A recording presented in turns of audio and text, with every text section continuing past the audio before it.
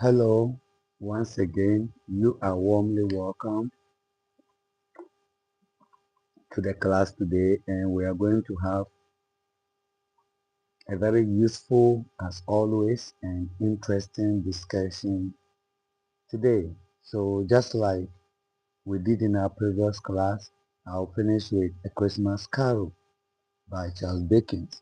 So, previously we looked at the step 1 and step 2. Step 1 giving us a little background about Fruit's behavior and establishing the fact that Marley is dead. Step 2 presented us with the first spirit, and today we are going to look at the second of the three spirits that visited Fruit, the stingy, maybe I should call him the stingy man who never believed in human charity, who never believed in celebration of Christmas, etc. Now, the first thing I want us to look at here is the goat of Christmas present. So this spirit, which is the second spirit, has been presented to us in step 3 as a large and cheerful being that is surrounded by a lot of foods.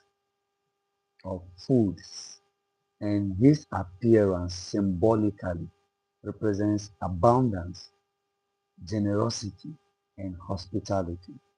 Among the many things that he found surrounding him or he found himself among are meat, fruits, cakes, puddings, seasonal greenery, vegetables, etc. Now let's look at how significant this can be because this presence contrasts with Truth's or Ebenezer's self-imposed deprivation. I describe it as self-imposed because he is rich but lives in the dark in a cold room. So these are self-imposed. It's not like he lacks the ability to afford them, no, but he doesn't want to do it because of his stinginess. Now, the second spirit actually demonstrates that wealth has value when it is shared and used to create communal pleasure. Your wealth is valueless if you don't share with other people. Now, the second spirit carries a torch from which it usually sprinkles blessings on people, through which he uses to bless people in another way. Now, its power is associated with reconciliation and generosity rather than fear. Basically, the second spirit led us into the past life of Ebenezer Scrooge, how we can assume he became what he is. His childhood experiences, his dying need for work because of the fear of lack, and how that has affected him. Now, the second spirit is presenting reconciliation and generosity. Reconcile with your past and help the poor, the people. Now, the classic family. Now, the classics are poor people, but their home, their house, here we call it home, I'll call it home because of the emotional attachment, is presented as warm and lively. They are poor, don't forget that. They live in abject poverty, but their home has been presented by Charles Dickens as warm and lively. The rich root home is cold and boring. Their Christmas meal is just modest, but their clothes are worn out. Yet they take delight, they take pride in their preparations. They are excited in their achievement, what they have been able to do for Christmas. For example, Mrs. crotchet or crotchet. This is crotchet dress is described as decorated with ribbons. Now these ribbons are not expensive, they are inexpensive, but very attractive. Now, it suggests that the family is resourceful and they have dignity in what they do. Poverty, hello, Mbek, you are welcome to the channel. You can follow the channel from here and make your channel discoverable and I'll follow you back. Hi. Now, poverty has not or was not able to remove the family's desire, the family's capacity to celebrate. Hello, Jeff Herbert. You are welcome to the channel. Today we are continuing with the part 2 of Christmas Carol by Charles Dickens. The part 1 is already on the channel, so you can listen and you can follow the channel and make your discoverable and I'll follow you back. Thank you. So though the Cratchit family is poor, poverty has not been able to prevent them from celebrating, which can be contrasted with Scrooge, who is rich, but his riches could not make him celebrate because of attitude, because of behavioral pattern. Now, one thing you should note from here is that Dickens or Charles Dickens does not project or celebrate poverty. No, like completely trying to project or romanticize poverty. No. The family's difficulties are real. He stated that, particularly Tiny Tim's illness. However, he shows that poverty is not equivalent to moral failure or unhappiness. You can be poor, but that should not completely prevent you from being happy or morally upright. It should not prevent you from doing that. Now let's look at Tiny Tim. Since I mentioned him and his sickness, let's look at him. So Tiny Tim is physically vulnerable, but emotionally he's very generous. His famous blessing, which I'm about to quote now, is God bless us everyone. God bless us everyone. Every here is critical, is very crucial. Since blessing includes the rich and the poor, the kind and the cruel, the healthy and the sick. It does not take out anyone when he talks about blesses people or invites the blessings of God on people. Now this embodies the inclusive moral vision of this novella, Christmas Carol by Charles Dickens. Tiny Tim always hopes people in church notice his disability because it might remind them that Christ healed people with disability. He believes in miracle and wants people to believe in it together with him. He does not focus only on his own suffering. He hopes his condition can encourage other people. And this is the behavior of most Christians even today, the 21st century. Now, Scrooge asked the spirit whether Tiny Tim would live.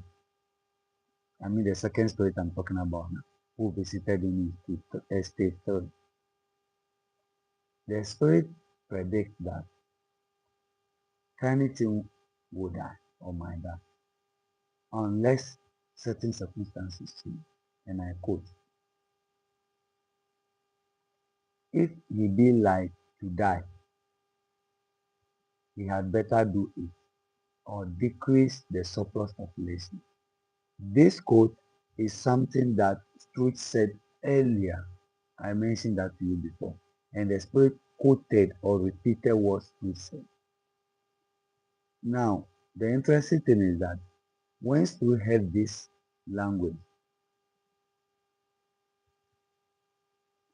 he understands how cruel it is because Tiny Tim is no longer an abstract number of surplus population. He is a loved individual. So emotionally, Scrooge is beginning to get attached, emotional attachment. So he does not see him as just a number like he used to. Hippocrates, you are welcome, Charlie. Now, Scrooge is described as overcome with regret and grief. His concern for, you are welcome, his concern for Tiny Tim shows his emotional development. He is beginning to develop emotions. He is beginning to get attached to humans. His selfishness, his greed, and his emotional detachment are being changed. You know, this whole thing started from the visit of the second spirit who took him to his childhood and other places, who helped him to reminisce. Now let's talk about Christmas beyond the city, also in the third stage.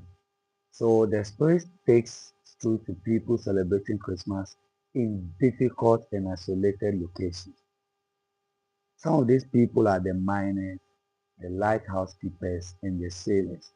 You can imagine how cold Christmas will be when you are on sea and the spirit decided to make him feel this. Now, if you pay critical attention to what this spirit is doing to Scrooge and you compare it to what the first spirit did to Scrooge, one key thing you should note and learn is that sometimes to change people, you have to let them get closer to reality. The closer they get to reality, the more they understand situations, the more they revisit their decisions, and the likely would that they will change. Now, the visit to these isolated locations expand the novelle's social scope. Christmas can now be interpreted as a universal expression of human fellowship rather than just merely a private household celebration that stood thought of. Because even where conditions are dangerous or lonely, like the miners, like the sailors, the lighthouse keepers, people still sing or sang. They still remember their families and they still share a sense of connection. So here, Dickens basically suggests that community can reach across physical distance. You may be very far from home, but you can still connect with people. Now let's look at Fred's Christmas party. Now Fred organized the Christmas party, which offers another warmth and companionship, another angle to the warmth and companionship. Now the guests to the Christmas party games, play games, they laugh together, and they discuss the stingy Scrooge. Fred does not deny that Scrooge behaves badly. However, this is important. However, he refuses to become bitter because by becoming bitter, he will begin to be the person that he's condemning. And I quote, his offenses carry their own punishment, unquote. So Fred's statement suggests karma. Whatever you do will come back to you. And this also goes to recreate Marley's visit and the chains he carries as a form of punishment for the life he led before he died. So Fred, in this case, recognizes Scrooge harmed himself through isolation. Though he's trying to disconnect from people, he's harming himself. That is software recognized over here. And that's very important and key. He loses enjoyable meals. He loses companionship. He loses affection because of his attitude. Now, First says that he will continue inviting Scrooge every year. His persistence represents forgiveness and unconditional goodwill. Whether he accepts the invitation or not, whether he honors the invitation or not, I will not be bitter. I will not hate him. Rather, I will continue to invite him every year. There's so much unconditional goodwill here. There's so much forgiveness here. After all this, Scrooge then got absorbed in the game they were playing and behaves almost like a participant, like an invitee. One key thing is that although the guests cannot see him, he responds with energy. He responds enthusiastically. This shows that he's ready to have fun and his capacity to have fun always. Now there are other aspects of the myth that we didn't talk about. One of such could be ignorance and want as a theme that we didn't talk about. But let's look at some important lessons that you could pick from stage 3. One, the dignity of poor families. Two, the importance of employers' decisions. Three, note of the difference between economic wealth and emotional wealth. The poor still have fun, the rich is isolated. Note also the social consequences of indifference, not trying to care about anything. And there's the dangers of poverty and lack of education. Now, today we look, the last part of today is step 4. And we are going to look at the last of the 3 spirits. And when we are done with this, what we'll do is that next lesson, I'll look at stage 5, step 5. Then we'll bring this beautiful novella to an end. Now, stage 5 is where the ghost of Christmas, who is yet to come, shows Scrooge a possible future. Businessmen casually discuss the death of an unpopular man. That's what he has been shown. Several people steal and sell the dead man's possession. Scrooge is also seen, or Scrooge is also made to see a dead body lying alone and a poor couple relieved by their creditors' death. People were happy that this man is eventually gone. The spirit also shows the Cratchit family when they were mourning Tiny Tim. Then finally in this step, Scrooge uncovered that he is the lonely dead man. Now let's look at some key things that you can take from this place. The appearance of the final spirit. Spirit 1 came, played its role. Spirit 2 came, played its role. And he is beginning to become human emotionally. Now, this spirit is silent and covers in black clothing or clothes. Only one of its hands is visible, and that is a symbol of death or death. I fear you more than any spectre I've seen. Quote and unquote from truth to the spirit. Now, this spirit silence makes it very frightening because the earlier spirit actually explained what Scrooge was seeing. But this particular one forces him to interpret the scenes himself. And I think it's good, sometimes very important that people tend to understand things from their own perspective, not spoon-fed. And that is exactly what this spirit did to truth. The outstretched hand always or continually points to whatever he wants him to learn. This creates a sense of judgment and inevitability. Here, one thing you should note is that truth cannot argue with the spirit because it does not engage in any form of conversation. Now let's talk about the businessman's conversation. I told you in the summary about the businessman. So there were a group of businessmen here who were casually discussing a man's death. They showed no sadness and expressed interest only in whether food will be served at the funeral. Nobody cared whether he was dead or not. They just want to see what they stand to gain at his funeral.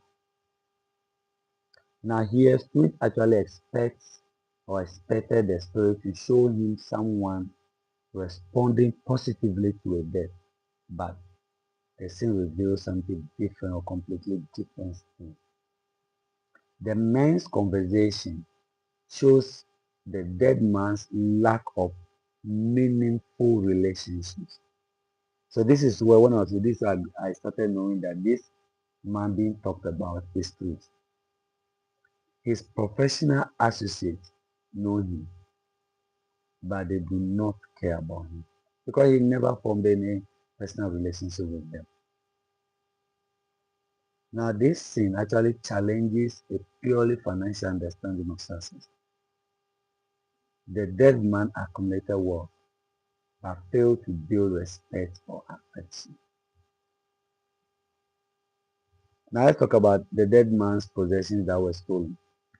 The spirit then takes Truth to Old Joe's shop where a charwoman, a laundress, and an undertaker's assistant sell items stolen from the dead man. So all that he fought for, all that he accumulated, all that he stored and refused to share were stolen.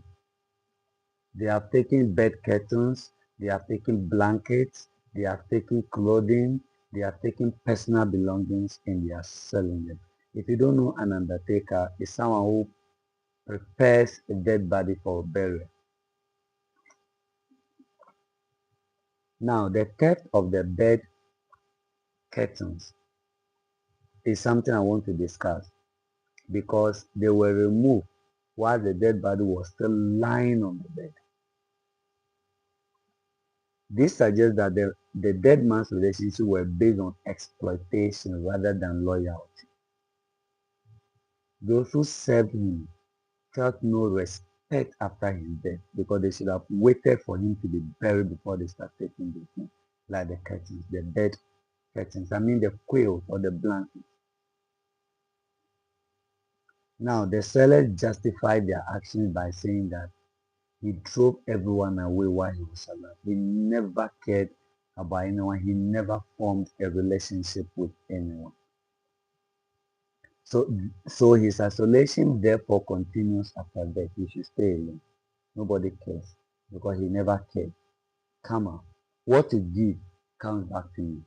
We say when you bounce a ball or when you throw a ball against a wall, it bounces back to you. So the energy you give out there is the energy you receive. Now let's talk about the indebted couple. So the young couple learns that the man to whom they owe money has died. Initially, they felt guilty, but they cannot prevent themselves from feeling the relief of not having to pay anything. Now the husband explains that a new creditor may be more merciful or may at least delay collection. So you see, his wickedness, if I can describe it that way, isn't even admired or loved by anyone. So they agree that if there will be another creditor here means another person to give them money, that person might be more compassionate than this rich man that died. That's what the husband said. Now here,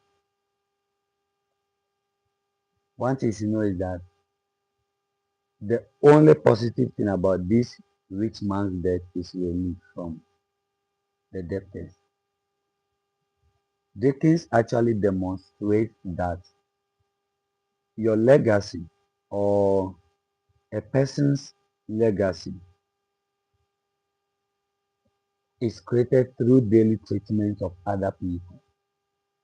Your financial power may create fear, but it cannot create genuine respect. It is in the fourth stage that Tiny Tim died, and the atmosphere when the spirit returns to the crashed home, they are very quiet and grieving, and his chair is empty. So look at the contrast here. The wealthy man's funeral and the poor guy's funeral. Two complete situations or different situations.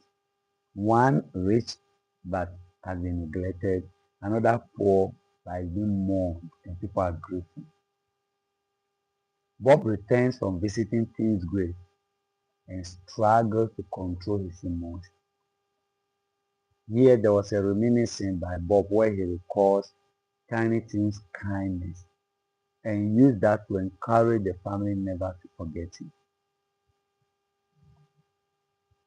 So Tiny Tim possessed little but was deeply loved. The wealthy man possessed much but was unmourned or unloved. Scrooge's grave. So Scrooge finally sees a gravestone carrying his own name, Ebenezer Scrooge, quote and unquote, Ebenezer Scrooge. Now this revelation finally confirms that all the earlier sins concerns his death as a person. And this is what we call dramatic irony, a situation in which the readers understand something better or before a character fully does. When readers or the audience know or knows more than the characters on stage, we call it dramatic irony. So we, the ones who are reading the book, or we, the readers or the audience, understood from the onset that that worthy man is Scrooge. But he never did. So we knew more than him at that point. Until finally, when he saw the gravestone and saw his name, then he understood that, okay, so this was about me. I am the rich person.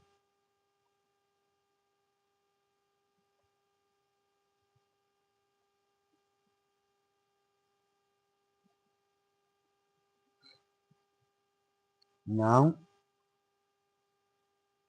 let's treat a very important question that Scrooge asked. He said, are these the shadows of the things that will be, or are they shadows of things that may be? Only will, may, free will. It concerns freedom, free will. Scrooge wants to know whether the future is fixed or can be altered. If it can be altered, he will change. If it's fixed, he will continue to be the Scrooge that everybody knows. Now, this is his reason for asking the question. Men's causes will foreshadow certain ends, to which, if preserved in, they must live. So your present behavior makes certain outcomes likely, but changing behavior can change the outcome. Dickens therefore presents moral transformation as possibility. And hearing this, Scrooge made a promise, and I quote, I will honor Christmas in my heart and try to keep it all the year. Now he's beginning to believe in Christmas. and has promised to start celebrating Christmas. So he's going to be generous. He's going to have emotional attachment. He might fulfill invitations from now on. Important take-home factor that you should know from Truth step 4 is truth will die alone. His possessions will be stolen. His business associates will respond with indifference and consent. His debtors will feel relieved. Tiny Tim will also die, but he will be mourned and shown so much love. Truth's word will leave no positive legacy. Thank you for today. In our next class, we'll look at step 5, which is the end of it all. Then we'll bring this very beautiful novella to an end. Have a nice day. Goodbye.